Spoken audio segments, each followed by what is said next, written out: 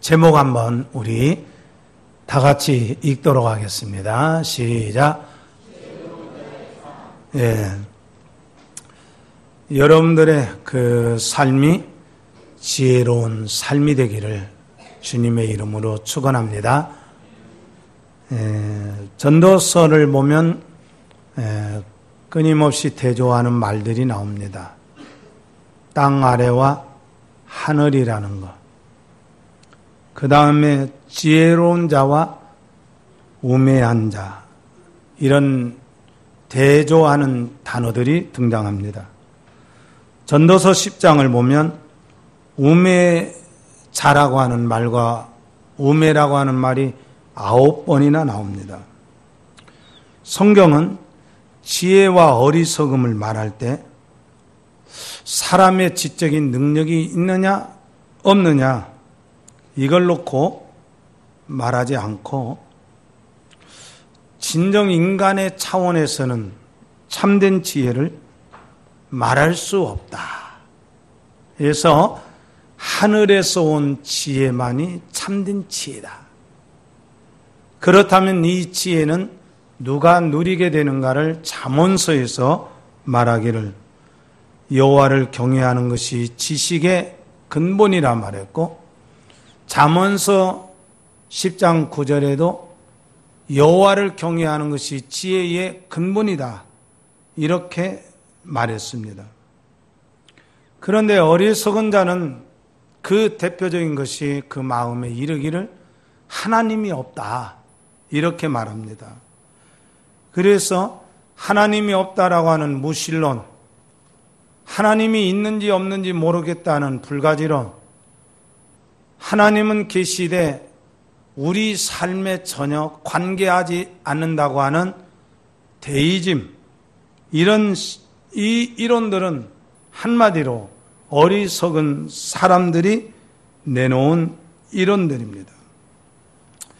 그런데 사람이 어리석은 이론을 가지고 있으면 그냥 어리석은 이론으로 그치는 것이 아니라 그 어리석은 이론은 사람의 삶의 전반에 영향을 미칩니다.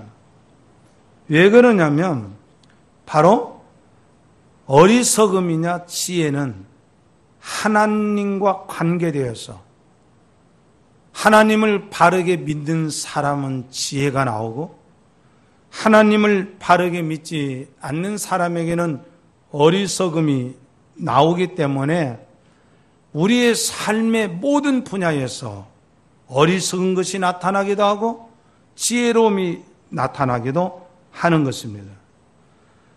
따라서 오늘은 이 어리석은 자의 삶을 보면서 지혜로운 자의 삶에 대한 교훈을 오늘 말씀을 통해서 깨닫도록 하겠습니다. 지혜로운 자의 삶이 뭐냐? 우리 한번 따라서 합시다. 지혜로운 사람은 작은 것 때문에 큰 일을 망치지 않습니다. 오늘 본문 1절을 보면 이런 말씀이 있죠. 죽은 파리들이 아주 재미있는 시적인 표현들입니다. 우리 한번 같이 읽도록 합니다. 1절입니다. 시작. 적은 파리들이 향기름을 악취가 나게 만드는 것 같이 적은 우매가 지혜와 존귀를 난처하게 만드느니라. 아멘. 저기 중동 지역의 파리는 좀 과대하게 표현하면 주먹만 하다고 합니다. 파리가 주먹만 하는 거 있어요?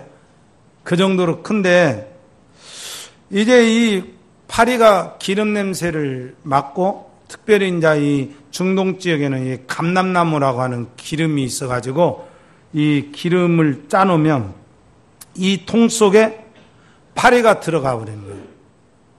그러니까 이 향기로운 기름에 파리가 빠져서 썩으면 이 기름 전체를 이제 사용하지 못하고 버려버립니다.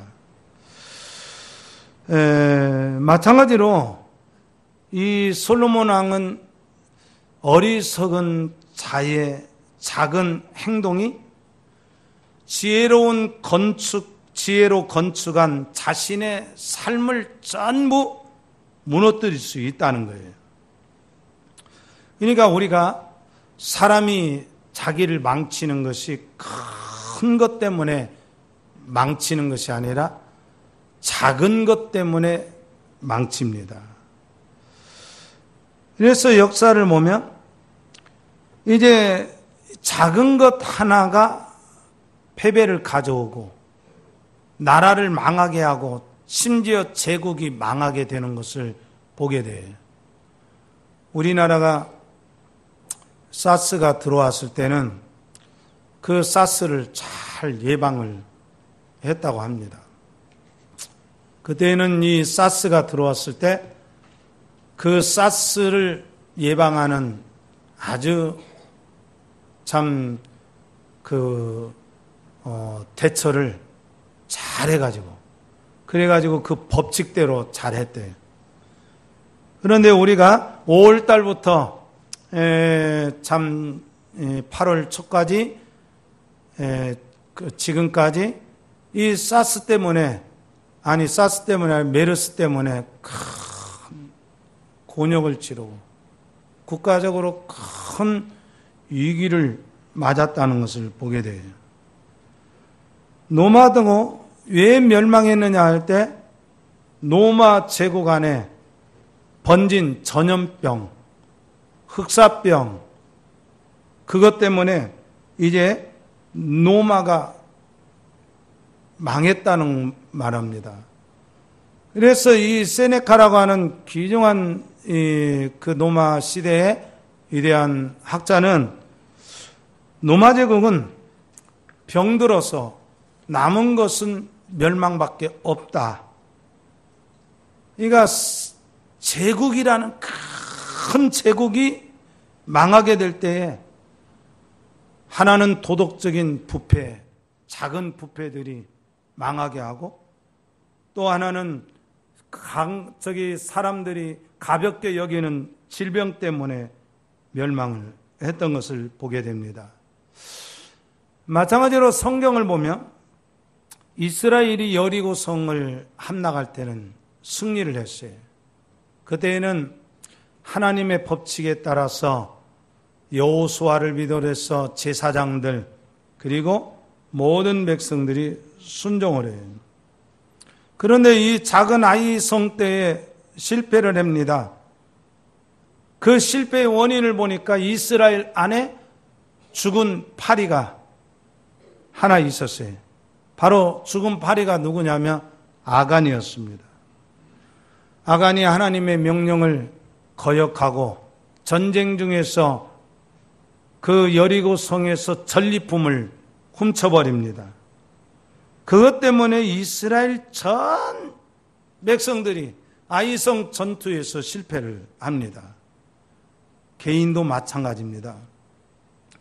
우리는 작은 오점 하나 때문에 공든 탑을 하루아침에 무너뜨리는 비극을 자주 봅니다. 특히 사람이 책임 있는 위치에 있을수록 그 사람의 작은 오점도 크게 드러나게 돼요. 우리가 극명하게 보는 것 중에 하나가 말이긋이 대통령의 수행비서가 된다는 것은 아무나 되는 것이 아니죠. 그 정도 수행비서가 되면 자기가 정말 자기를 잘 지키고 관리를 하면 자기 명예도 지키고 또 귀한 기회에 더 큰 일을 할 수도 있지 않았습니까? 그런데 수행하는 도중에 술에 미치고 여자에 미쳐서 그만 그 얼마 가지 않아서 그 지위에서 쫓겨나는 이런 일들을 우리는 정치사에서 보게 돼요. 교회도 마찬가지입니다.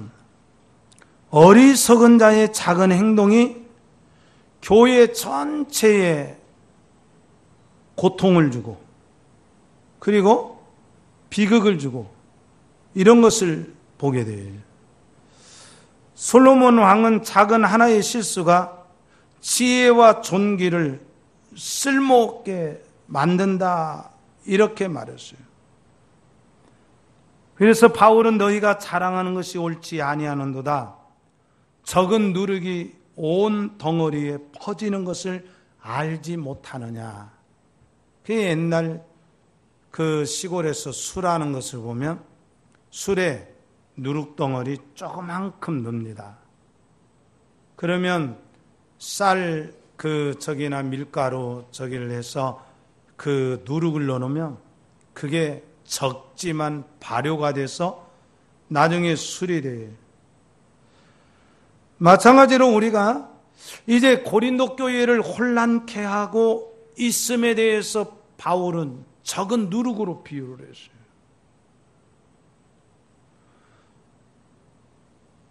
세월호 큰 배가 침몰할 때 작은 키 그거 하나 잘못 움직였다가 그 키를 잘못 움직였다가 그 배가 넘어지는 것을 우리가 볼 수가 있어요. 사람들은 의외로 자기 몸 안에도 작은 것이 귀한 것으로 자기 몸을 지탱하는 역할을 함에도 불구하고 그것을 귀한 것으로 여기지 못하는 때가 많아요. 우리의 일생의 관점에서 보면 하루라고 하는 시간은 별것이 아닌 것처럼 봅니다. 그런데 하루가 나의 자신의 일생을 좌우하는 나는 사실을 명심해야 돼요. 매주 드리는 예배 한 번쯤 소홀히 한다고 그것이 뭐 별 대다수로 생각하지 않으면 어떻게 생각해요? 자신의 영혼을 망칠 수가 있어요. 그러니까 미래의 시간이라는 것은 오늘 생명을 위한 씨앗을 심어놓는 사람에게는 생명의 날로 다가옵니다. 그런데 오늘 내가 만약에 이 한 시간을 그리고 하루를 거짓되게 심어놓거나 하루를 죽음의 시간으로 채워버린다면 나의 미래는 걷잡을 수 없이 크게 어두움과 죽음으로 멸망으로 다가오게 된다는 것이에요. 그래서 하나님께서는 엿새 동안 힘써 열심히 일하라 이렇게 말씀하시고 제7일에 하나님께서 쉴 것을 약속하시고 바로 이 안식일 그 본질을 생명의 본질을 드러낼 수 있는 부활의 날로 우리가 지키면서 생명의 은혜를 주일마다 드립니다. 그래서 엿새 동안의 힘은 어디에서 생기냐면 내가 하루에 주일을 반듯하게 지킴으로 오는 힘이라는 거예요. 주님께서는 작은 일에 충성한 사람에게 큰 일을 맡기신다 그랬어요. 그래서 우리가 역사에 보면 그 유이테라고 하는 유명한 사람이 이제 자기 제자들을 선별합니다. 누가 진정한 제자가 될까? 그래서 산삼을 캐오라고 그래요. 그런데 이 산삼을 캐오는데 이 다른 사람들은 산삼 큰 것만 캐오고 지가 못 캤으니까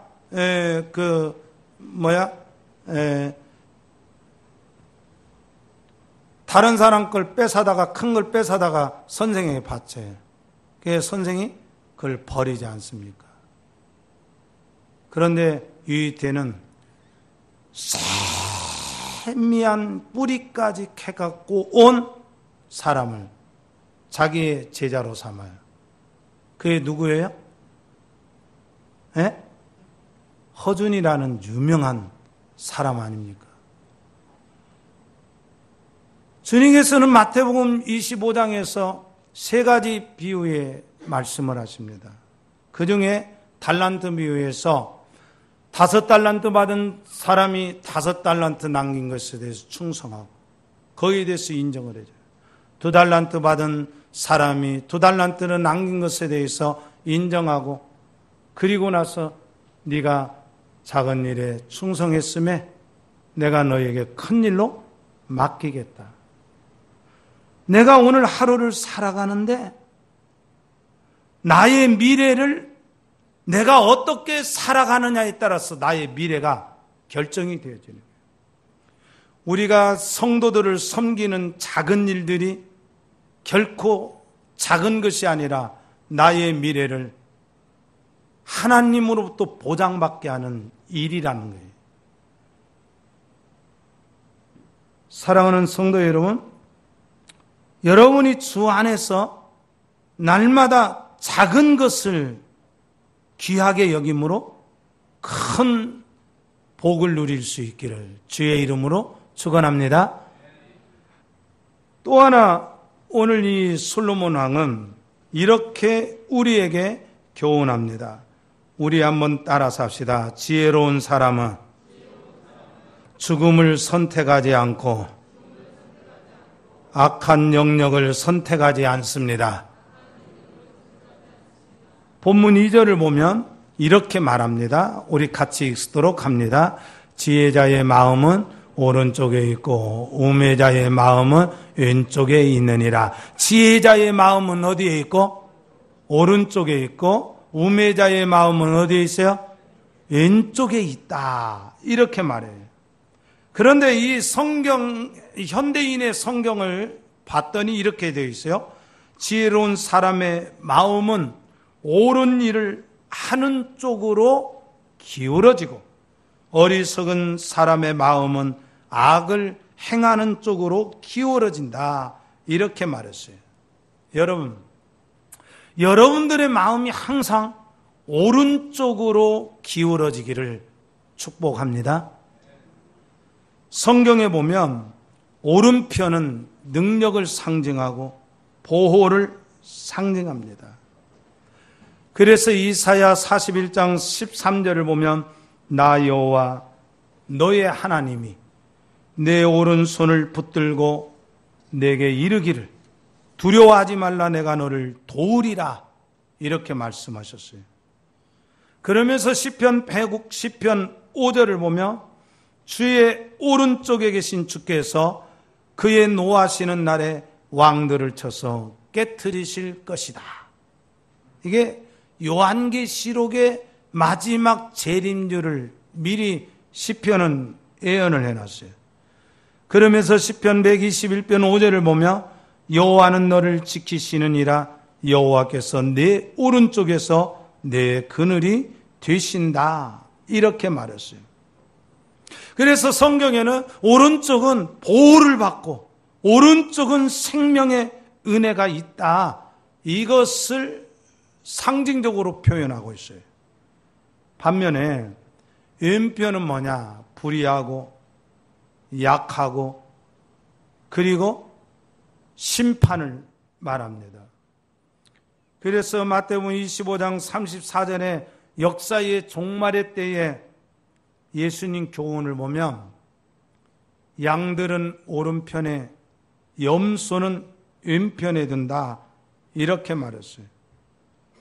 오른편에 있는 양들이 왜 이렇게 하나님으로부터 축복받냐면 바로 적은 소자에게 냉수 한 그릇이라도 섬기는 그 마음들이 있는 거예요. 그걸 하나님이 귀하게 여기신 거예요. 저는 분명히 확신합니다.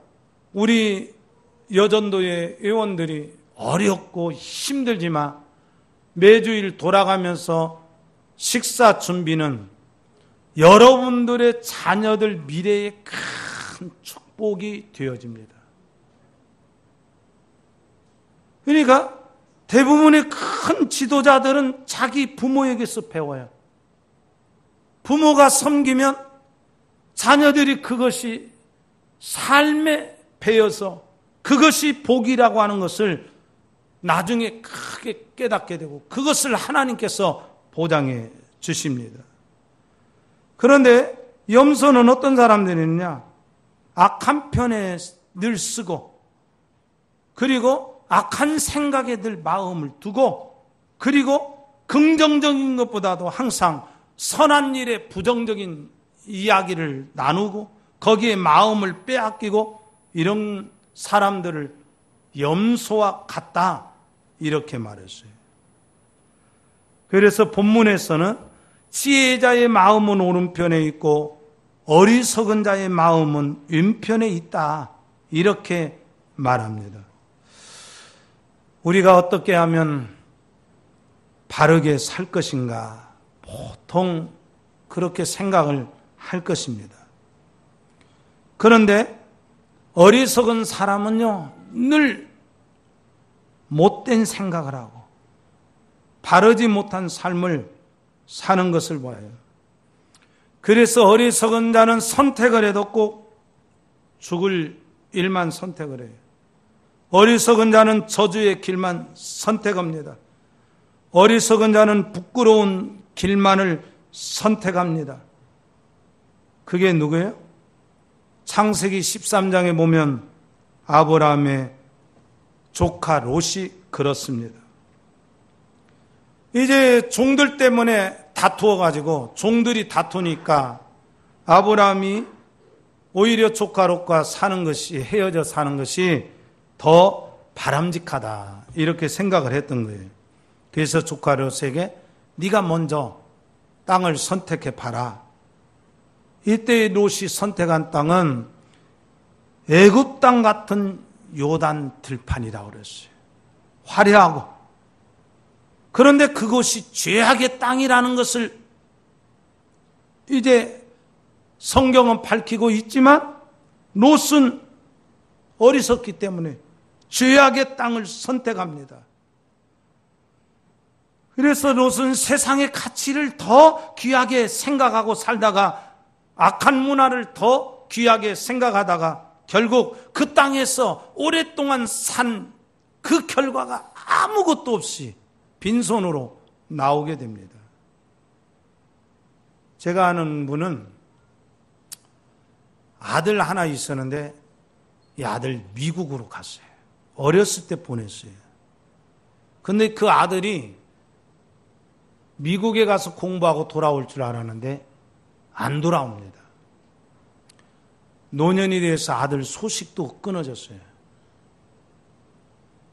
그러니까 아들을 자기 품에 키웠더라면 그런 일 없었는데 아들을 보낸 것이 큰 인생의 화근이 돼요.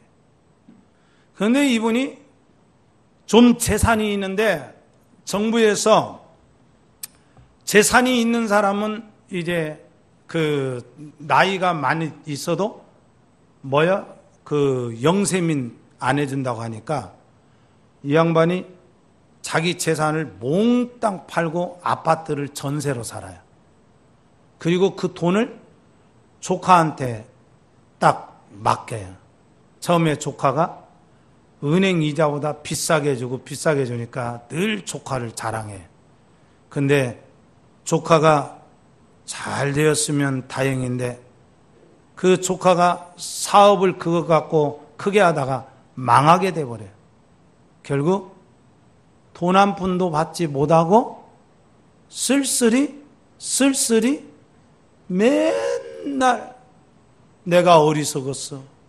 목사님 내가 어리석었어요. 내가 어리석었어요.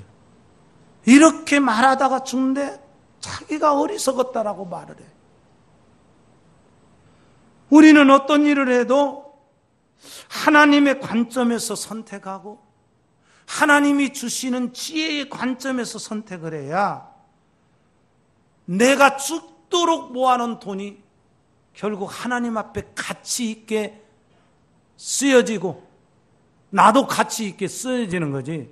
내가 하나님의 관점으로 생각하지 않고 너처럼 세상의 관점으로 육신적인 관점으로 선택하면 나도 죽도록 일하고 아무것도 없게 되는 것이고 결국 어리석은 결과만 나타나는 거예요. 반면에 다윗은요 지혜로웠어요. 항상 하나님을 우편에 모시며 살았어요. 쫓겨다니면서 하나님을 생각하며 살았어요. 누가 반역을 해도 하나님만을 바라봤어요. 심지어 자기 아들 압살롬이 반역을 해도 하나님만 바라봤어요. 그래서 다윗은 이렇게 고백을 했어요.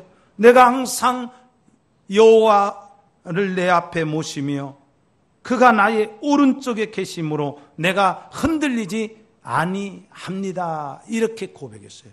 여러분 이렇게 고백합시다. 따라서 합시다. 나의 오른편에 하나님이 계십니다. 여러분 그렇게 확신하시길 바랍니다. 나의 오른편에 하나님이 계신다고 하는 이 사실을 늘 기억하고 항상 하나님을 의지할 줄 아는 그런 믿음으로 살아가는 우리 성도들이 되기를 주의 이름으로 부탁합니다. 그 다음에 지혜로운 자의 삶이 뭐냐? 말을 절제하고 선한 말만 합니다. 본문 3절을 보면 참 재미있는 표현이에요. 우리 한번 같이 읽도록 합니다. 3절입니다. 우매한 자는 길을 갈 때에도 지혜가 부족하여 각 사람에게 자기가 우매함을 말하느니라. 여러분 길은 수많은 사람들이 왕래하죠. 많은 사람을 만날 때마다 어리석은 사람은 말을 많이 합니다. 지혜가 없고 어리석은 사람은 자기의 어리석음을 말로 드러냅니다. 그러니까 말을 잘하느냐 말을 못하느냐 그게 문제가 아니에요. 말에 기술이 있고 말하는 기술이 없냐 그게 문제가 아니라 어리석은 말은 이거예요. 따라서 합시다. 어리석은 사람은 하지 말아야 할 말과 해야 할 말을 구분하지 못합니다. 때와 장소를 가려서 말을 해야 되는데 구분하지 못해요. 그래서 이것이 어떤 일인가 해서 잠언 12장 17절로 18절에서 이렇게 말했어요. 진리를 말하는 자는 의를 나타내도 거짓 중에는 속이는 말을 하느니라.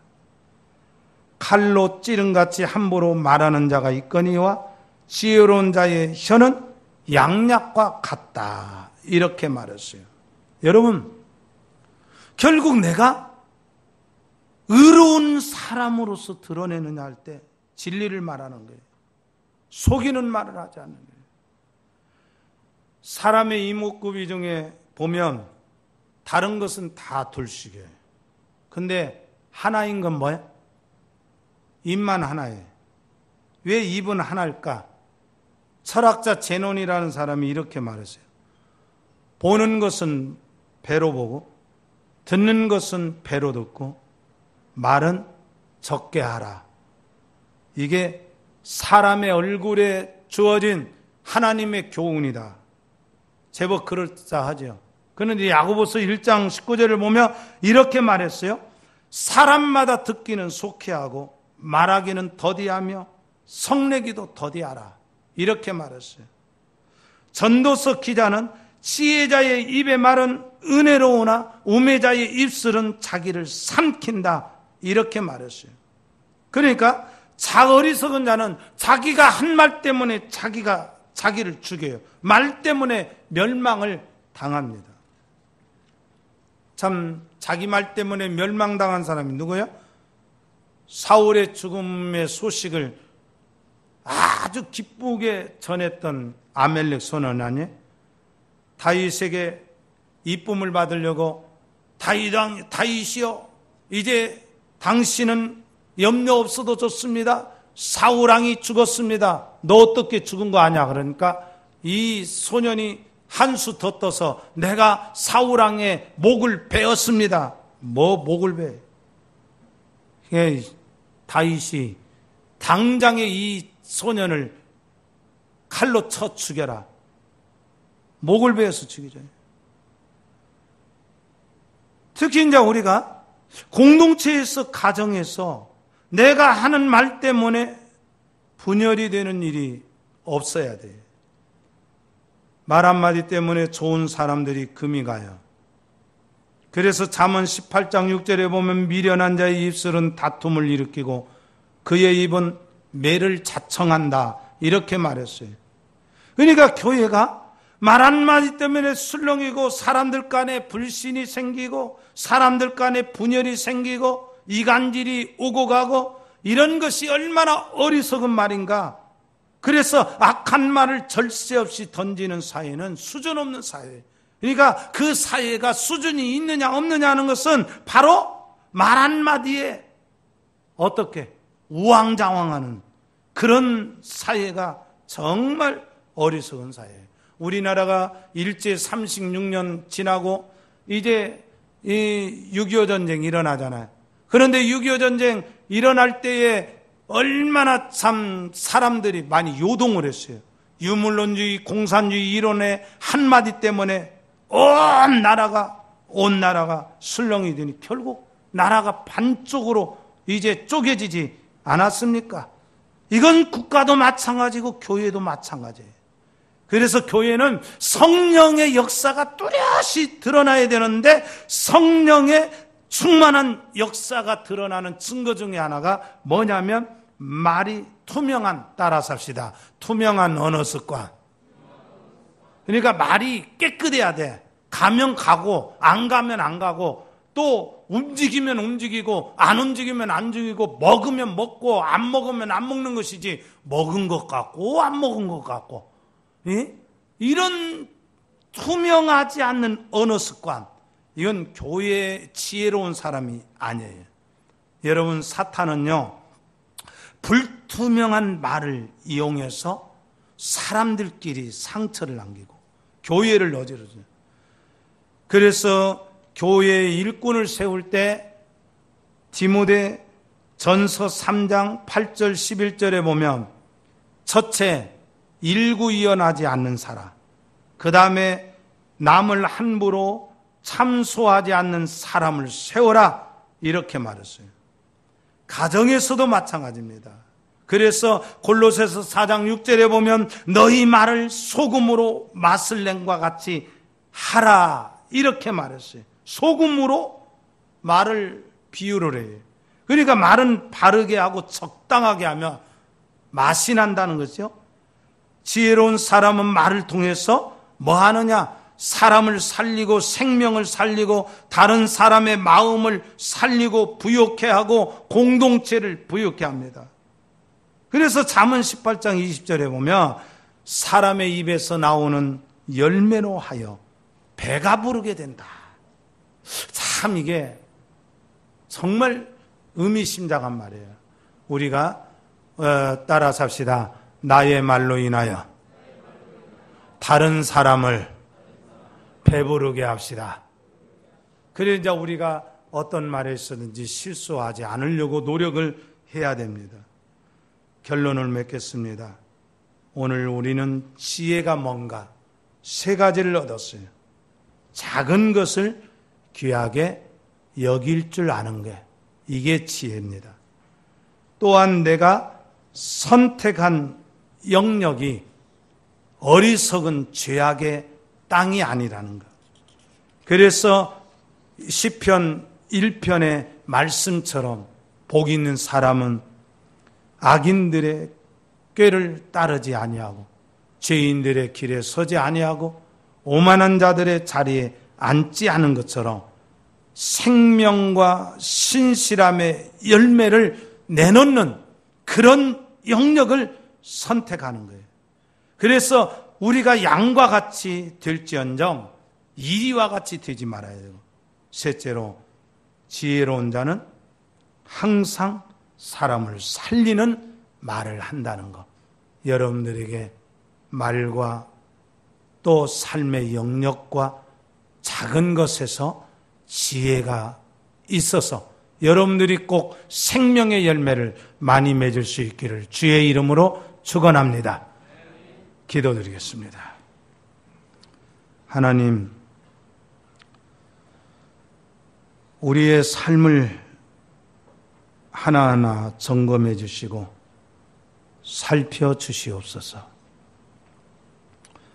작은 것이 내 삶을 송두리째